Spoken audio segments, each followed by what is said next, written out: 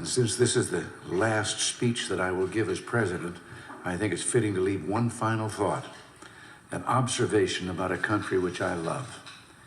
It was stated best in a letter I received not long ago. A man wrote me and said, "You can go to live in France, but you cannot become a Frenchman. You can go to live in Germany or Turkey or Japan, but you cannot become a German, a Turk, or Japanese. But anyone from any corner of the earth can come to live in America and become an American." Yes, the torch of Lady Liberty symbolizes our freedom and represents our heritage, the compact with our parents, our grandparents, and our ancestors. It is that lady who gives us our great and special place in the world. For it's the great life force of each generation of new Americans that guarantees that America's triumph shall continue unsurpassed into the next century and beyond. Other countries may seek to compete with us, but in one vital area, as a beacon of freedom and opportunity that draws the people of the world, no country on earth comes close. This, I believe, is one of the most important sources of America's greatness. We lead the world because, unique among nations, we draw our people, our strength, from every country and every corner of the world.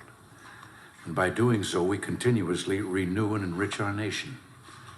While other countries cling to the stale past, here in America, we breathe life into dreams, we create the future, and the world follows us into tomorrow.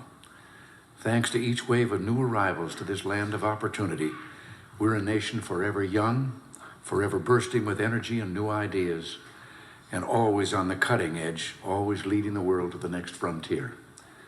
This quality is vital to our future as a nation.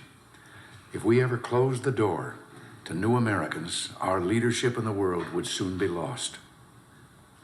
A number of years ago, an American student traveling in Europe took an East German ship across the Baltic Sea. One of the ship's crew members from East Germany, a man in his 60s, struck up a conversation with the American student.